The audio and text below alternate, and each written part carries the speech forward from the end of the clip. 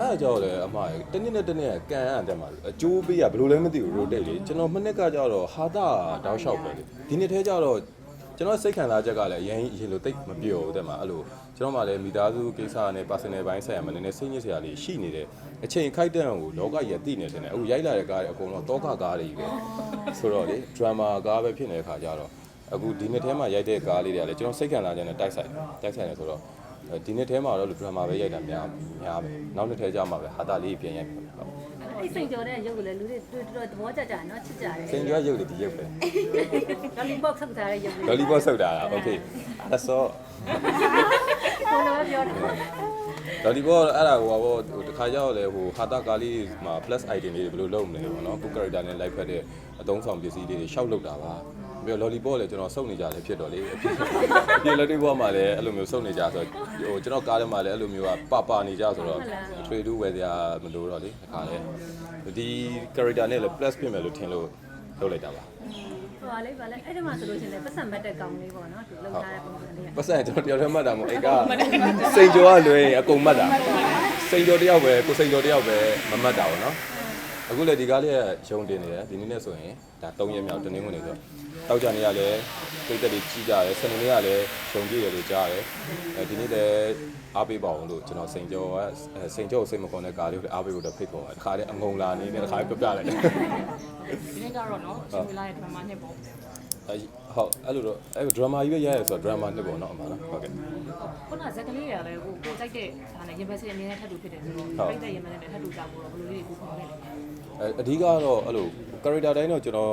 ဟိုနဲ့ထပ်တူမကြောက်ဘူးเนาะဒါပေမဲ့လည်းဟို character တိုင်းမှာဝမ်းနေတဲ့တက်ခံလေးရှိနေတော့ကျွန်တော်ကိုယ်တိုင်လည်းအပြင်မှာဒီနေ့ထဲမှာစိတ်ညစ်စရာလေးတွေဝမ်းနေစရာလေးရှိတော့အဲ့လိုမျိုးဟို character မတူပေမဲ့အားလုံးဒီဝမ်းနေခြင်းကနေပြီးတော့ပြန်ကွဲတဲ့ character ပဲဖြစ်တဲ့အတွက်ကြောင့်မို့လို့အဲ့လို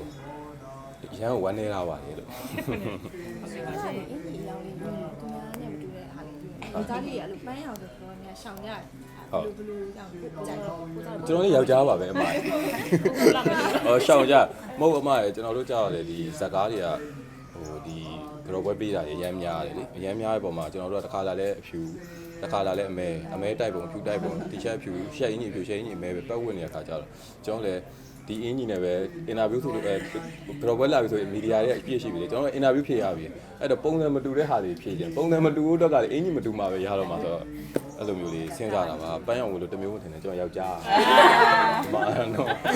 ခုကုန်နေဘယ်ရောဘယ်ကလာဘူးလိုက်တယ်ဆိုကွန်ပျူတာအပြည့်ရှိတာရှိပါဘူးမာရှိပါဒါမပြောရဲပါဘူးဖေးရောင်လေးနဲ့ကိုယ်နဲ့ပို့လိုက်ခက်လဲအဲ့လိုတချို့ကရှိတယ်ကားရှိကျွန်တော်ကတော့အမဲကိုတော့ကြိုက်ဆုံးပါအမဲကိုတော့ကြိုက်ဆုံးအမဲဝတ်လိုက်တိုင်းတော့ confidence ရှိတယ်ဒါပေမဲ့လည်းအမဲဝတ်လို့ confidence ရှိတယ်အမဲကြိုက်တယ်ဆိုပြီးအမဲကြီးပဲထိုင်ဝင်တယ်လို့လည်းမရပြန်ဘူးလေဆိုတော့မနှစ်ကတော့စက်ဒီဆိုင်ပြိုးကြီးမှာကျွန်တော်အပြာအသင်းဖြစ်ခဲ့တဲ့အတွက်ကြောင့်မို့အပြာလေးကိုတော့ဒီနှစ်ပိုင်းမှာတောက်လျှောက်ကြိုက်အဲ့လိုအသုံးဆောင်လေးဆိုလည်းနိုင်ဝယ်ဖို့ကြည့်လိုက်ရင်အပြာလေးကိုရင်ဆုံးကြည့်တယ်ဖုန်းဆိုလည်းအခုအပြာလေးတွေကိုအဲ့လိုကြည့်တယ်ကြည့်ပြတယ်ပေါ့နော်ဘာကြည့်လို့အပြာလေးတွေကြည့်ကောင်မလေးဆိုရင်ကောင်မလေးလည်းပြစိတ်ပြမျက်လုံးနဲ့ပြောအပြာစိတ်မဟုတ်အပြာမျက်လုံးလေးနဲ့အဲ့ကောင်မလေးအဲ့လိုမျိုးပုံမလေးတွေပေါ့အဲ့နော်ပုံမလေးတွေပေါ့ပြန်မျက်လုံးဆို